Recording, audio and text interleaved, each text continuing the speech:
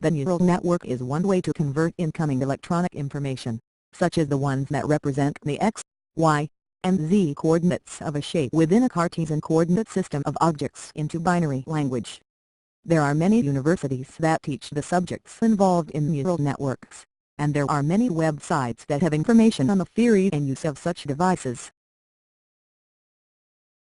I will explain something that uses a different algorithm and will perform similar functions. The way is to use the E-NEURON logic gates. This E-NEURON system had its origin way back in 1965, with the development of the first twin-input E-NEURON that demonstrated the basic operating principle or algorithm. In those days the E-NEURON gate was named ionic logic.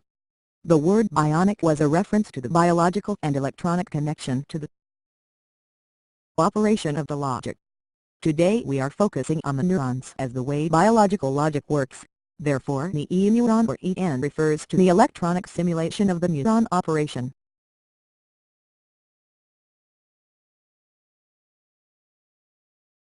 The first proof of concept E-NEURON was a system made with relays. They were hooked up in such a way that two inputs were needed to give a single output. The difference between the AND gate and this unit E-NEURON function was that the AND function gives one output when the two inputs are both activated. The E-NEURON also needed two inputs before there was an output, but the difference was that the E-NEURON also recognized the consecutive sequence of the inputs.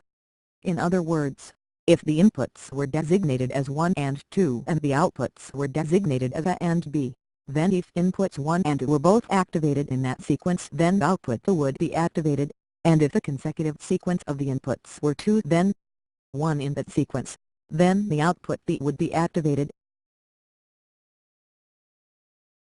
Further development of the hardware included the use of transistors and then individual integrated circuits connected together. The 3-input E-NEURON logic gate has yet to be integrated onto a single substrate. The 2-input logic gate was patented in Canada and United States. A 3-input logic gate was constructed and used in proof-of-concept demonstrator devices. One was a direction of motion recognition and the other was voice recognition. Both systems were demonstrated in Toronto, Ontario, Canada. This is an example of the 2-input E-NEURON. There's 2 photosensors there, and the light is shining on them, and as long as I put something in front of it, the sensors will detect the motion.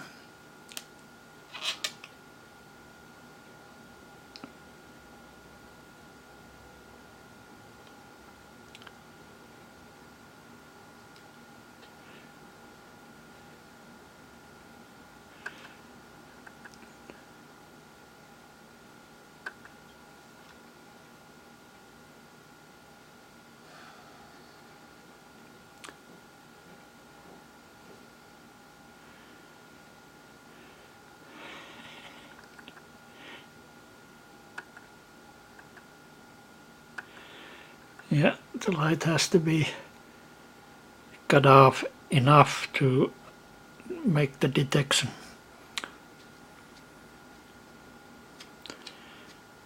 There has to be light on it. I can move my finger anywhere else, it doesn't make any difference. But if I move it over here so that cuts the beam, light beam across the sensors, then it will respond. That's a 2-input E-NEURON. The function is similar to the computer mouse that also has 2 of these systems so that you can get the X, Y and coordinates.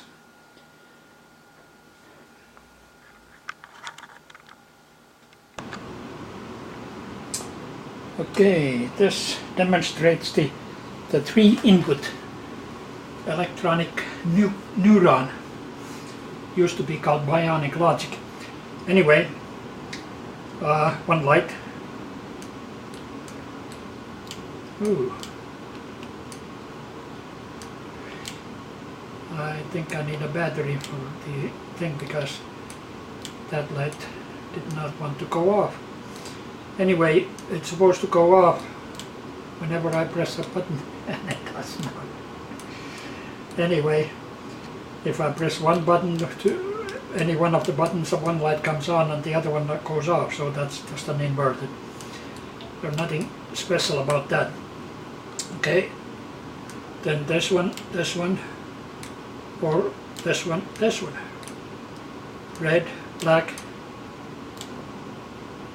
black, red. Red, black, black, red. Red, blue, blue, red. See? Red, black, blue. Red, black, blue. Blue, black, red. Blue, black, red. Black, blue, red. Black. No, sorry, that was blue, black, red. Black, blue, red. Red, black, blue, red, blue, black. So there's 16 lights there, and this is the bionic logic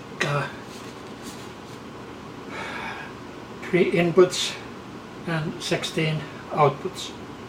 One light at any sequence, consecutive sequence of BC, A, B, and C, A, C, and B would give you this light. C, B, A would give you that light. So, and anyway, that is the way the 3 input unit works, and this gives you the way it works if you put 2 inputs, you will get 5 outputs, and if you would put 7 inputs, you would get 13,700 outputs, single outputs I mean.